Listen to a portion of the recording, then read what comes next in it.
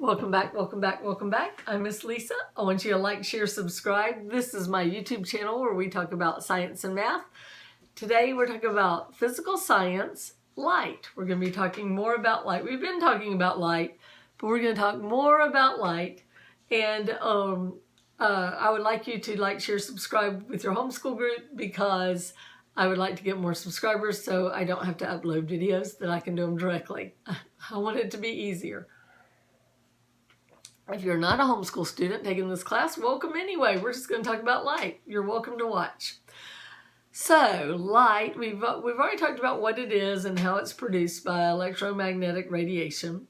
But we want to talk about now how it interacts with matter. So there's three ways to describe how light interacts with matter.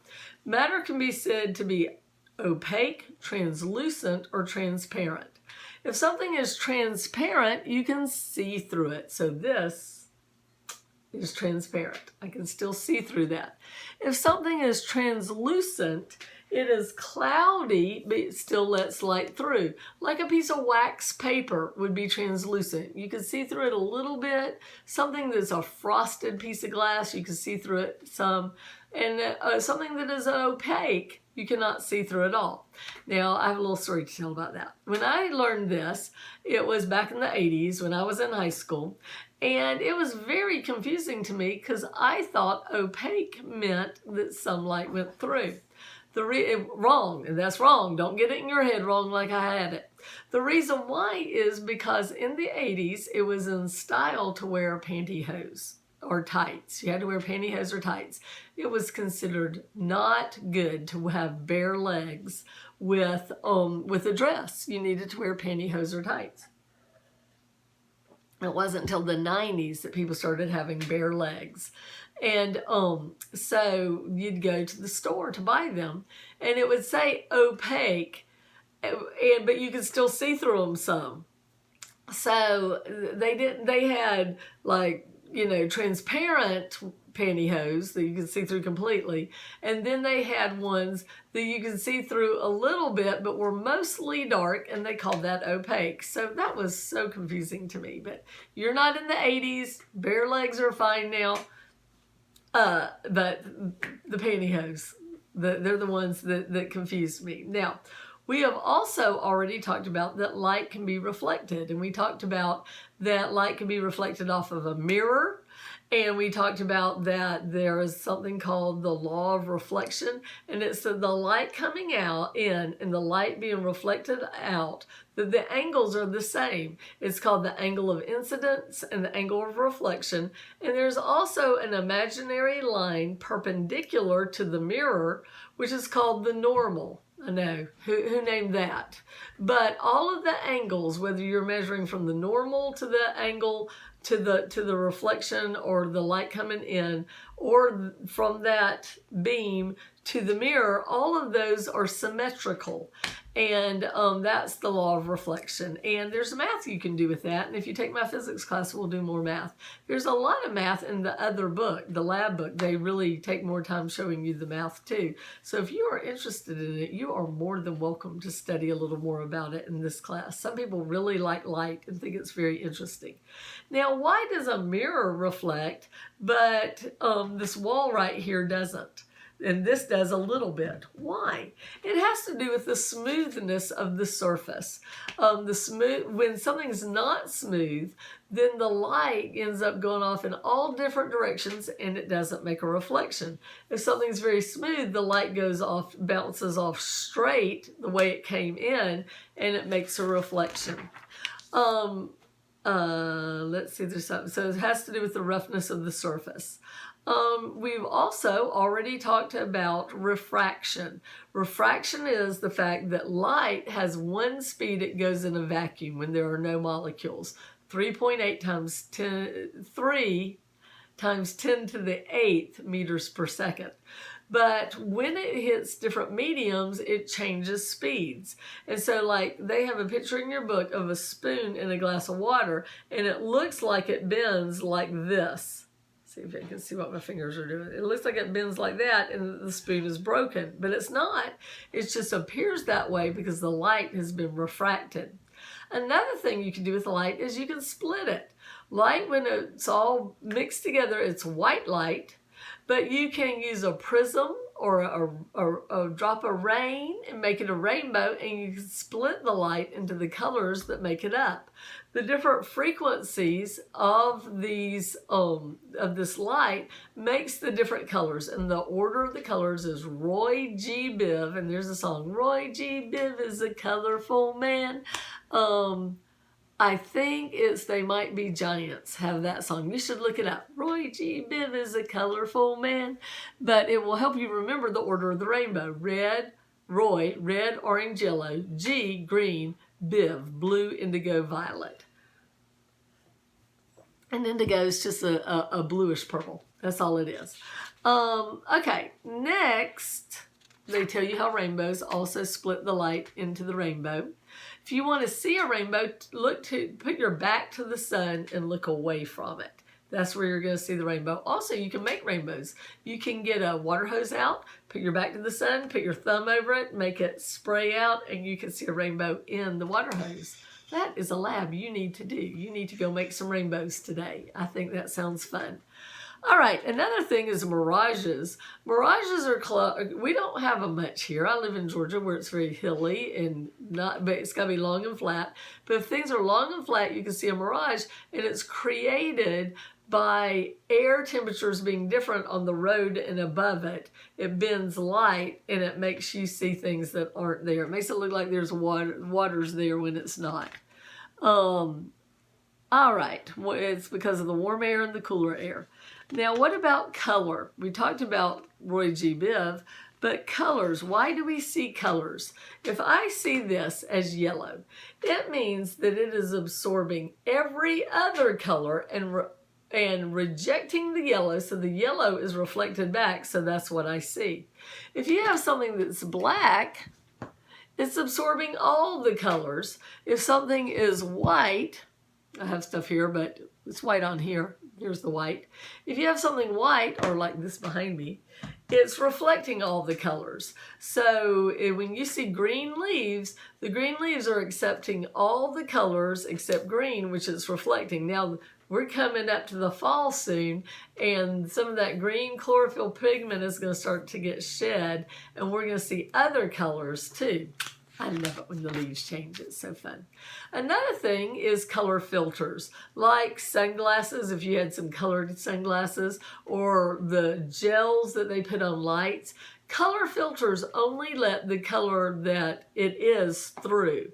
So your book shows you what a cooler looks like. Looking at it through a blue filter, you can see the blues, the white looks blue, and then they look at it through a red filter, and the blue part looks black, and the white part looks red. So the other book has some labs with colored filters too. You can get colored cellophane, doesn't have to be expensive, and you can do that lab with the other book. So I'll probably put that, I put the homework in the description. So I haven't decided exactly which labs I'm going to make you do. If we were in class face-to-face, because I have colored filters, we would do that one. But I'll think about it and think about if I can get you to at least do it a little bit without having to get a lot of stuff. How do we see colors? With our eyes. And remember I told you last time that visible light is just a wafer-thin little part of the electromagnetic spectrum, and it's amazing that we have eyes that can see it. It is unbelievable almost. So that there could be eyes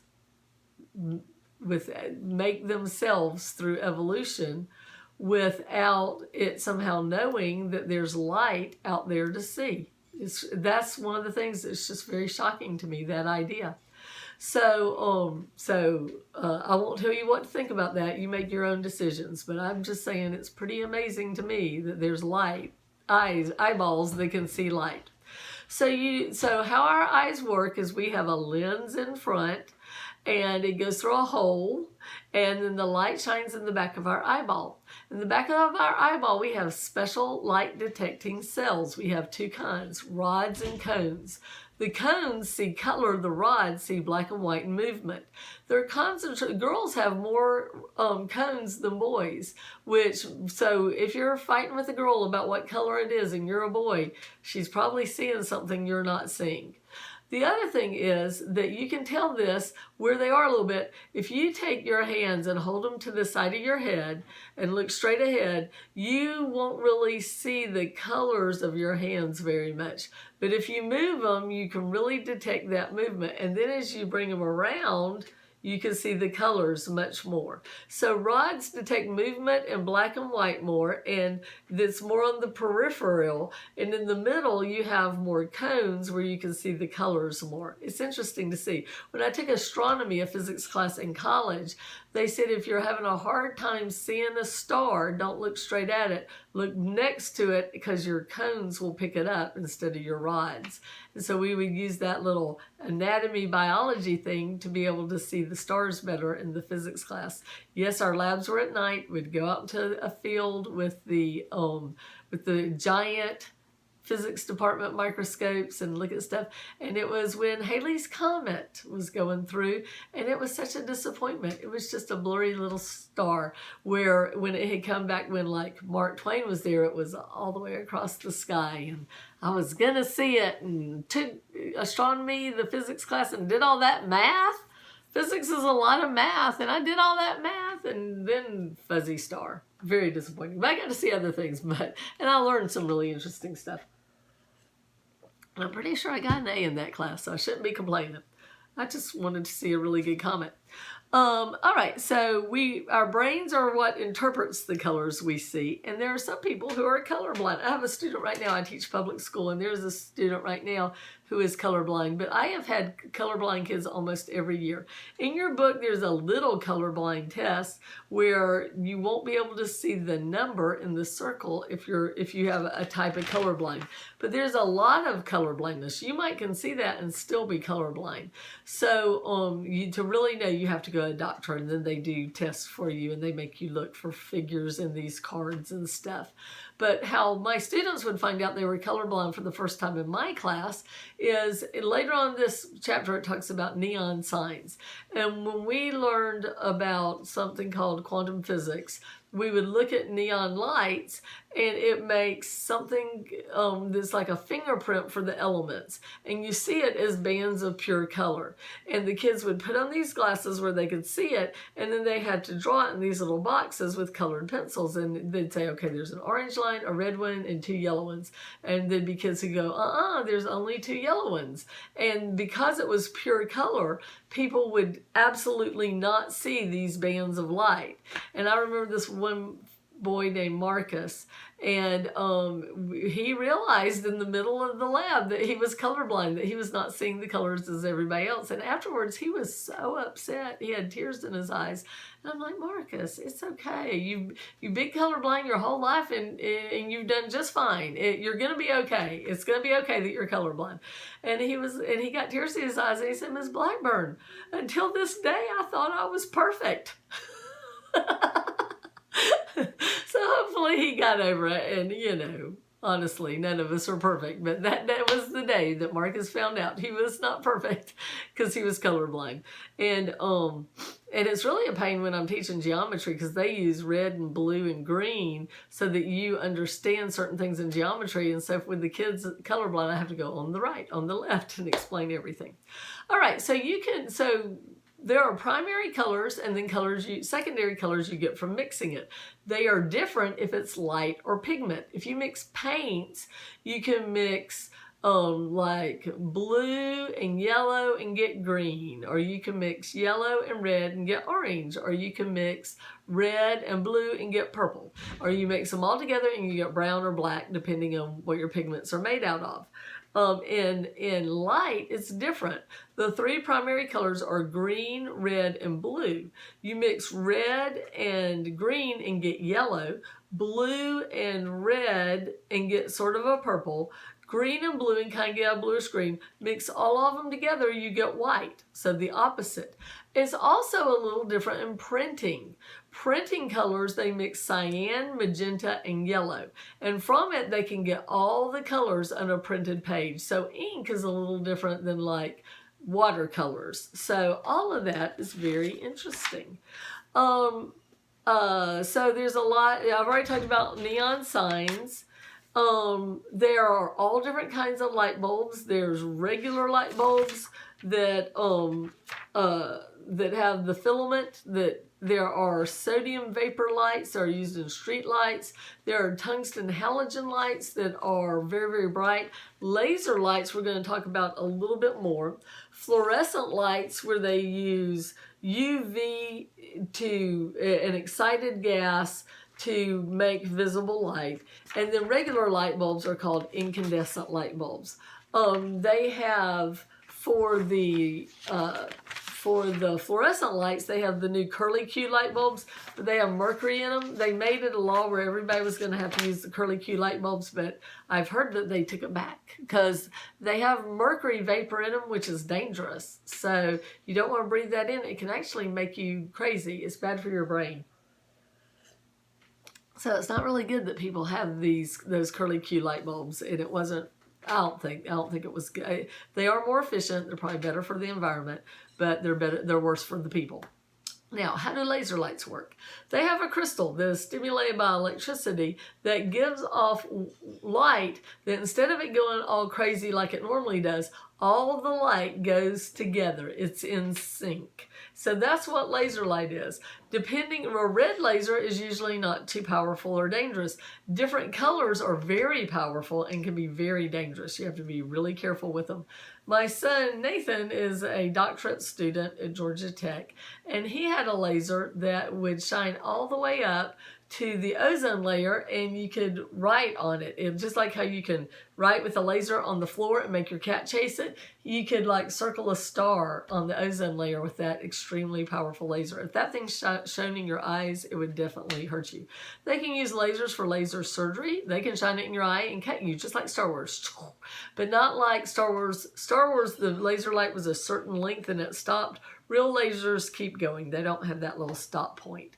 So lasers are used in medicines. They're used to play compact disc and computer DVD, Blu-rays, things like that.